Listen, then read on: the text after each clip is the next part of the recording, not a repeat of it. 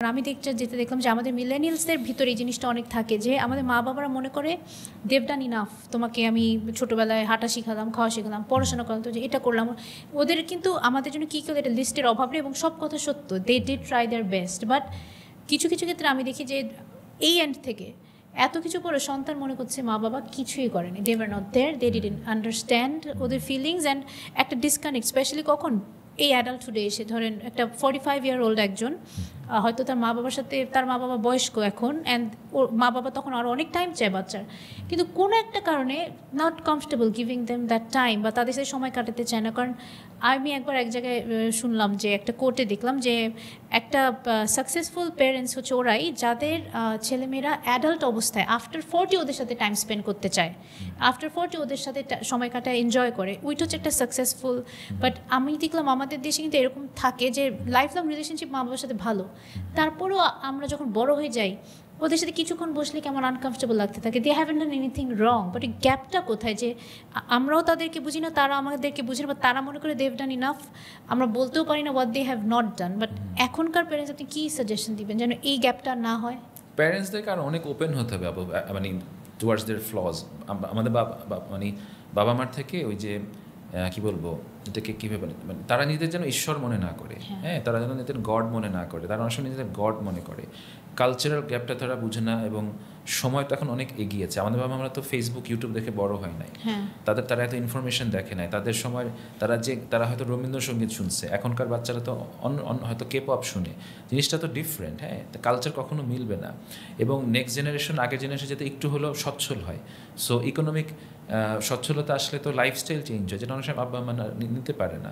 বাবা মাদের আরও ফ্লেক্সিবল হতে হবে। এবং বাবা মারা একটা জিনিস কখনো বুঝে না, বা অনেক বাবা মারা, যে তাদের তো ভুল হতে পারে, এবং তাদের ভুল হলে সন্তানরা যেন তাদের ভুল নিয়ে কথা বলতে পারে। শুধু বাবা মা কেন সন্তানের ভুল নিয়ে কথা বলবে, সন্তান কেন বাবা মার ভুল নিয়ে কথা বলতে পারবে না? ধরেন আপনি যদি আপনার বাবা মাকে ভালোবাসেন, আপনি কি চান না যে সে মিথ্যা কম বলুক? আপনি কি চান না যে সে অসৎ না হোক, বা সে ঘুষ না খাক, বা সে ভালো মানুষ হোক? So what do we mean by love? তাহলে আমি যদি আমার ভালোবাসার মানুষকে মানে ভুল পথে চলতে দেখি, আমি কারেক্ট করব না কেন? হ্যাঁ, আমি হয়তো পোলাইটলি কারেক্ট করব, আমি খারাপভাবে করব না, কিন্তু I have to take that risk যে আমার আব্বাকে বলে সে অফেন্ডেড হতে পারে, হোক, কোনো অসুবিধা নাই, কিন্তু অ্যাটলিস্ট অফেন্ডেড হয়ে সে যদি ঠিক হয়, তাহলে তো আপনি জিতে গেলেন। আপনি জানলেন যে আপনার ভালোবাসার মানুষটা ঠিক হয়েছে আপনার কথা শুনে, এবং আপনার বাবাকে আসলে কি আপনাকে ছেড়ে দেবে? আমার কখনো মনে হয় না। সে রাগ করতে পারে, কিন্তু সে যখন বৃদ্ধ হবে আপনাকে তো তার লাগবে, সে থাকবে কোথায়, চলবে কোথায়? ওল্ড হোম এবং আপনি, এটা ছাড়া তো কোনো অপশন নাই। সো বাবা মা যতই মানে বীতশ্রদ্ধ হোক না কেন, আমি মনে করি বাচ্চা হিসেবে, সন্তান হিসেবে আমাদের সবসময় চেষ্টা করা উচিত ইথিক্যালি তাদের ভুলটা ধরিয়ে দেওয়ার। আর বাবা মার যেটা করা উচিত, তাদের বোঝা উচিত আমি আমার সন্তানকে ওন করি না, আমি আমার নিজস্ব ফিলসফি তাদেরকে অবশ্যই দিতে চাবো। কারণ আমি ধরেন আমরা এখন 30s বা 40s মধ্যে আছি, আমরা অবশ্যই আমাদের সন্তানের চেতে পৃথিবী ভালো শিখি, জানি, যেটা আমাদের সন্তান জানে না। সেখান থেকে আমরা অবশ্যই চাবো যে আমাদের অভিজ্ঞতাটা যেন তারা নেয়, তাই না? কিন্তু আমাদেরও বুঝতে হবে যে তারা একটা ডিফারেন্ট জেনারেশনের মানুষ। আমি যে গান শুনবো, বা আমি যে ভ্যালুজ ধারণ করবো, বা আমি যে রিলিজিয়ান জিনিস করবো, সেটা তারা নাও নিতে পারে। কিন্তু অ্যাটলিস্ট দিন শেষে আমি যেন সম্পর্কটা খারাপ না করি। আমি আমার কথাটা বলবো, পোলাইটলি বলবো, রেসপেক্টফুলি বলবো, ধৈর্যের সাথে বলবো, এবং তাকে আগে আমার সাথে কানেকশনটা ঠিক রাখতে হবে। কারণ কানেকশন ঠিক থাকলে মোস্টলি সে আপনার কথা শুনবে। তারপরও যদি না শুনে, আমি কখনোই ভাববো না যে it's the end of the world, হ্যাঁ, কারণ তার রুচিকে, তার টেস্টকে আমাকে সম্মান করতে হবে। আমি তারপরও যদি আমার কষ্ট লাগে, আমি যেটা সবসময় মানুষকে বলি, আপনি বাচ্চার জন্য দোয়া করেন, কিন্তু আপনি সম্পর্কটা খারাপ করেন না। হয়তো আপনি যেটা এখন চাচ্ছেন সে এখন শুনতেছে না, তার বয়স 30 হলে শুনবে, তার বয়স 40 হলে শুনবে, আপনি ধৈর্য ধরেন, বাট সম্পর্কটা খারাপ করেন না। কারণ সন্তানকে আমরা যে পরিমাণ ভালোবাসি, এটা না পৃথিবীর কাউকে আমরা ভালোবাসি না।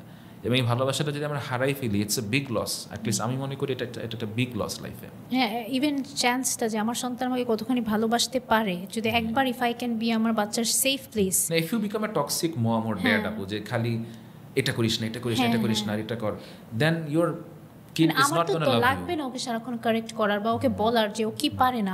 আমি বলি যে ও কি পারে, কারণ the world will tell eventually যে তুমি এটা পারো না, ওইটা পারো না। তো মনে হয় যে এইটাই আমাদের মা বাবারা বুঝে না। বাট এখানে আমি একটু ডিসএগ্রি করি আপনার সাথে, আপু, যে আমার কাছে মনে হয় মানে শুধু বাবা মা না, থেরাপিস্ট বলেন, বাবা মা, সবাই আমাদের একটা সমস্যা হচ্ছে আমরা অতিরিক্ত সেলফ এস্টিম নিয়ে বা সেলফ লাভ নিয়ে কথা বলি, যে একটা ধরেন 17 বছর বা 16 বছর বাচ্চা আসলো, আমরা তাকে ইউজুয়ালি কী বলি যে ইউর এনাফ, যে your okay what your doing.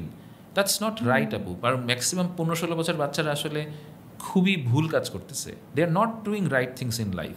ধরেন আপনি ধরেন এরকম একটা অন্ধকার ঘরে কেউ বসে আছে, ডার্ক ঘরে বের হতে পারতেছেন, আপনি যদি তাকে বলেন যে বাহ তোমার জীবন তো ভালো থাকতেছে, তুমি তো অনেক ভালো, না, that's a lie you're telling him.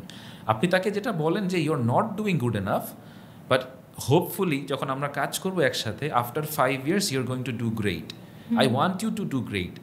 But এখন তুমি রাত 2টায় ঘুমাও, 5 ঘন্টা ডিসকর্ডে পড়ে থাকো, স্কুলে যাও না, তোমার grade C, you are not doing good enough for God's sake. The possibility যে রেজাল্ট কি আসতে পারে, মানে the brutality of bad choices. Right. এখন এই কথাটা ইমপ্যাথি দিয়ে বলা আর হার্শলি বলার মধ্যে পার্থক্য। That's your skill as a human being, as a mom, as a dad, as a therapist, যে এটা আমি আদর করে বলতে পারতেছি কিনা। আমি কিভাবে বলতেছি না আরে তুই তো একটা গাধার বাচ্চা, তোর তো কিছু হয় নাকি, আমি এটাকে আদর করে বলতেছি বাবা তোমার তো এই জিনিসগুলো বোধহয় কারেক্ট করাটা তোমার জন্য ভালো, তোমার সময় আছে, আমি তোমাকে জাজ করতেছি না, বাট দেখো তুমি এই জিনিসগুলো করছো, তুমি বাবা মা তো একসময় মরে যাবে,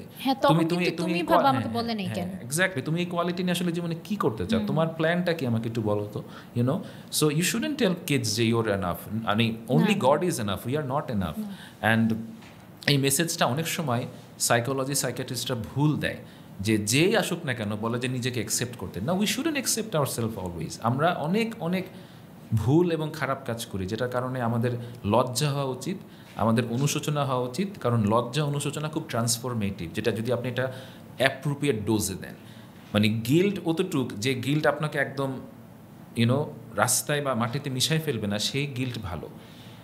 ওই গিল্ট খারাপ যেটা আপনাকে একদম মাটিতে মিশাই ফেলবে। বাট অল্প স্বল্প গিল্ট ইজ ভেরি ট্রান্সফরমেটিভ।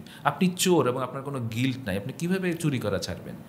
আপনি একজন মিথ্যুক, ঠকবাজ, আপনার মধ্যে কোনো লজ্জা নাই, আপনি কীভাবে থেরাপিতে এসে আপনি ভালো হবেন? সো আপনাকে প্রপার ইমোশন দেওয়া শিখতে হয় বাচ্চাদের। হ্যাঁ, অ্যান্ড অলসো আমারও মনে হয় যে এই নতুন দিনে সেলফ লাভটা একটু বেশি glorified than needed, and also over praising বাচ্চাদেরকে। সেলফ লাভ আপনাকে আলটিমেটলি নার্সিসিস্টের দিকে আপনি জিজ্ঞেস করছিলেন না, এখন বাচ্চারা কেন নার্সিসিস্ট হচ্ছে বেশি? কারণ তারা সেলফ লাভের ওভার চর্চা করতেছে।